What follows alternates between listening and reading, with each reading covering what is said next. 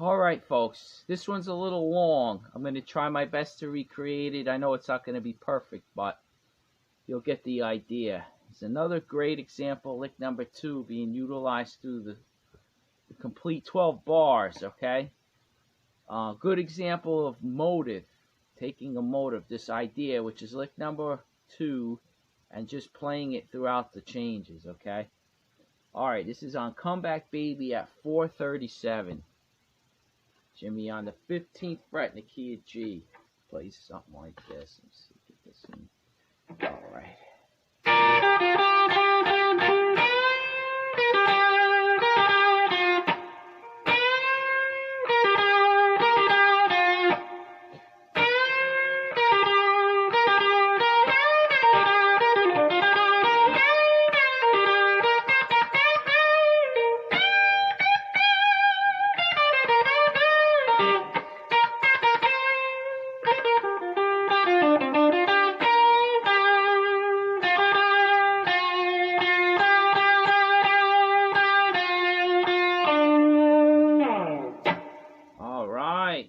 I think I got it pretty good there. You know, when you're dealing with the blues, you know, it's hard to recreate exactly, you know, for notes. That's kind of not really the blues, right? When you're rehearsing it. Like we talked about that before. But anyway, you know, it pays dividends if you can actually, you know, I had to practice that a few times. I kept slipping up, and, you know, I'm definitely building technique, you know. But what's going on there? Well, when I say motive playing, basically that's just taking an idea and continuing. I know I mentioned it in the other video, a motive, like you get that one idea, lick number 2, right? And he keeps playing it, and that kind of starts to draw the listener in, right? He's familiar with that phrase now. So, okay, so to get into it, he starts off with the minor third and the 5th on the G and B strings, right? And he goes,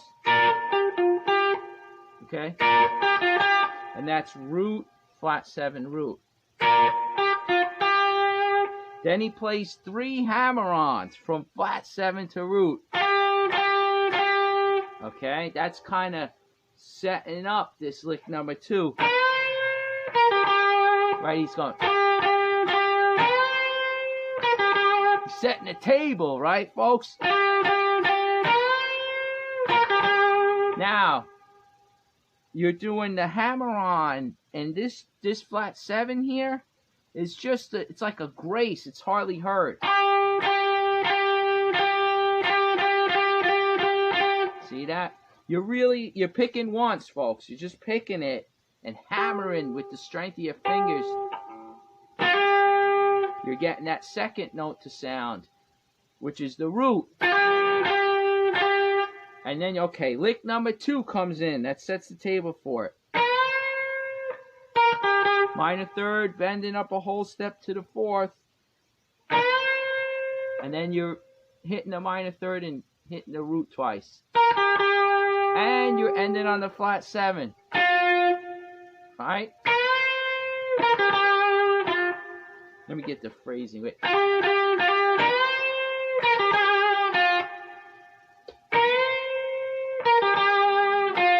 He does it again, right? Then he does the 3rd time. He goes. Now he doesn't hit the flat 7. He goes back to the minor third. Okay, minor third, 4th, up to the, bending up to the 5th. Then you're releasing. Let's see how it is.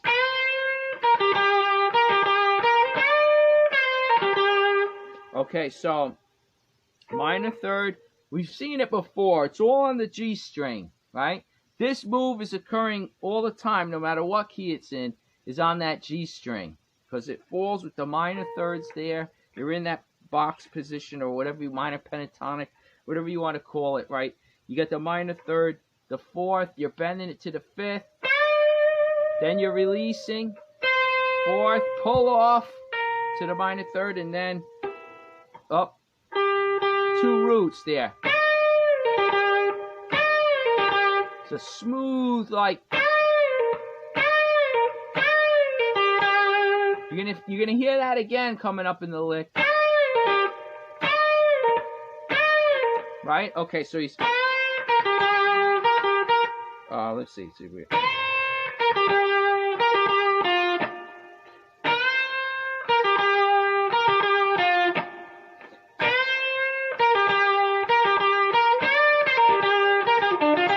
Alright, so what was that? So we got, now he starts this minor third, root, pull off to the flat 7, to the 5th on the A string, right? Back to the flat 7, to the root. So it's a quick, let's see. So he goes, that one's got the root. When you go minor, third, root, pull off, flat 7, 5th, flat 7. There's two of those. And I'm ending. Okay. Down, pick, this is the right hand now. Picking right, you're picking down on the minor third. Picking up. Okay. Picking down on the minor third. Up on the root. Now, because it's a pull-off, you're doing a double pick up there. You're doing the root to the flat 7 pull-off, and then you're hitting the 5th on an upstroke, and it goes.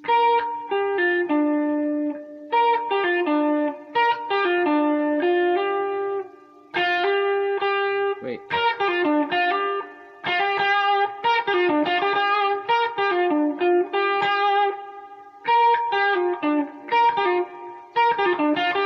Sometimes you gotta think of this. I don't know. I just do it. It's weird when you gotta think about it. Yeah, so it's down on the minor third, up, pull off, up on the 5th.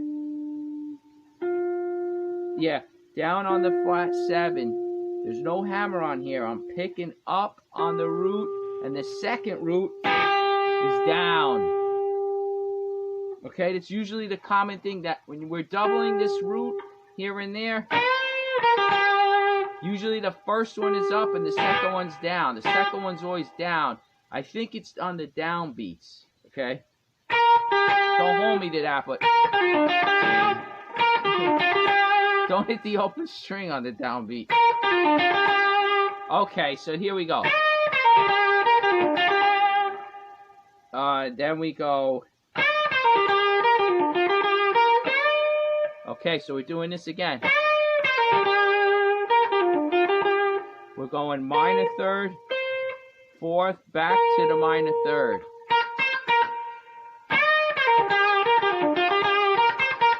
Okay, that sets it up.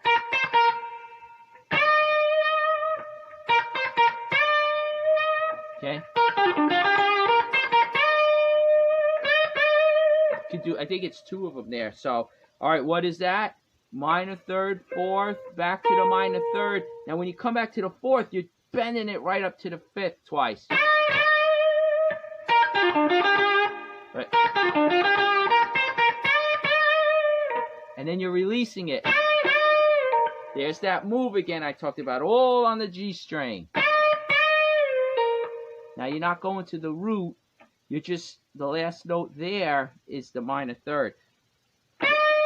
5th, bend it to the 5th, the 4th to the minor third, pull off. See, there's there's 2 picks on the bends, and now I'm not picking it. See that?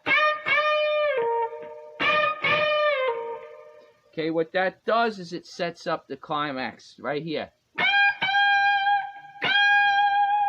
Three bends from the flat 7 to the high root up there. And that third one, there you got that move again, right? Well, he goes flat 7, 5th, up, right, 4th, minor 3rd, and okay, root, the 3rd one you're going, then you're going flat 7, 5th, 4th, 3rd, then you're bending the 4th up to the 5th, okay, and you're coming down on that move again, right, pull off, like you're dropping the bend from the 5th to the 4th, pull off to the minor 3rd, to the root.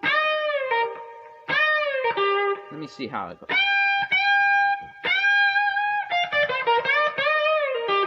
Yep. So it's 2 of them. Then you play this minor 3rd, back and forth with the minor 3rd and the 4th like this. And then you're adding that vibrato. So it's 4th, minor 3rd, root, flat 7, back to the root. Now you go.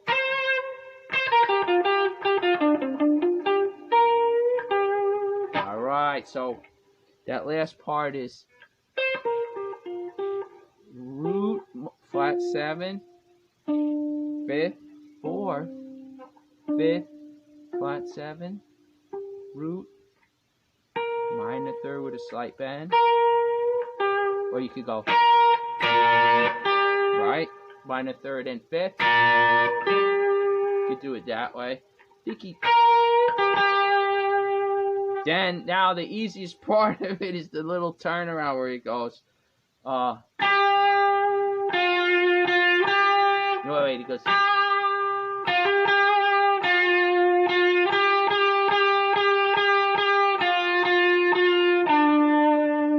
funny because after all that, right, all that excitement, he kind of brings it back down to earth because he's going to come in with the vocals, and he really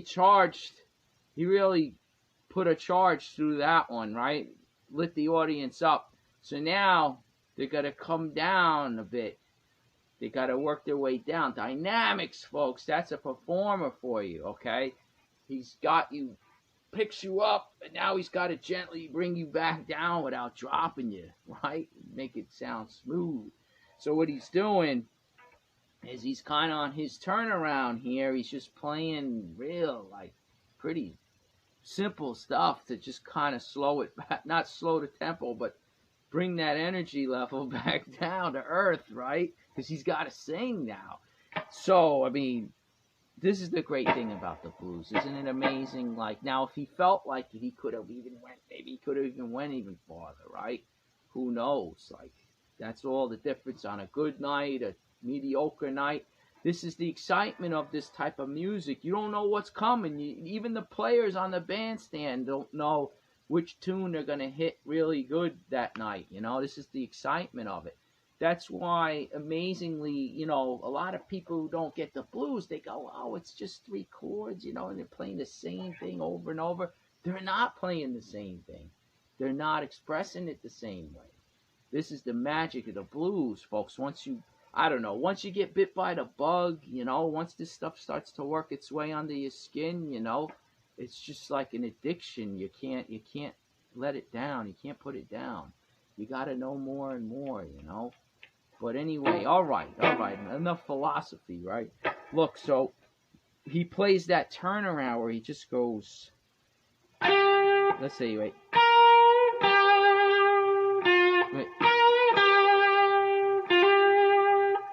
Wait, is it?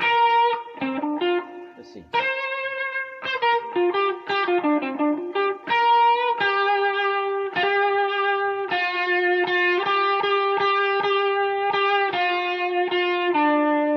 And he's basically just playing the root. Okay, after that minor 3rd bend. Root. It's a flat 7 hammer onto the root, and you hit it again. See that? You're hammering it, hitting it. You're picking the flat 7, hammering the root, and then you're hitting it with the pick the second time. It's all like the colors of the timbre. Is that the right term? You got a hammer on and a pick. Okay, so back to the flat 7. That's the roots coming back. So wait.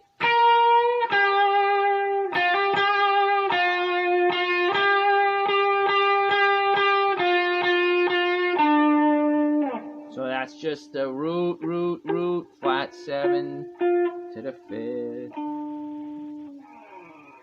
And then that's where he comes in again singing. Man, that is unbelievable stuff. All right, that one, I feel exhausted just trying to get that down. All right, but anyway, this one was long, but I think it was worth it. And it just as an example of lick number 1 in there, I couldn't cut it. I just couldn't do that to the solo. It just flowed. I was just like, I know we're working on lick number 2, right? And he does it throughout the beginning of it. Then I just couldn't cut the rest. I couldn't leave it up in the air like that, you know. So I hope you get a lot out of that one. But like I said, we're really showing a lot to swallow. It's basically just try to see and understand how he's utilizing this. Right? He's throwing that flat 7 in there right after it. It's a nice new way to add something to it, right? And the amazing thing, if you noticed also, the whole 12 bars, folks, right there, right? I mean, I know these guys are great. They're playing, they're doing different colors, different types of scales. They use different notes, get different emotions, right? But you got to admit, like, okay, it's all minor pentatonic, right? So he's pulling that one color, he's going for that angry, like I talked about. He's like very aggressive, mean sounding, going straight for the heart. Bam! Right? How could you? I mean, come on, right? He's plugging you in. He's like lighting it up.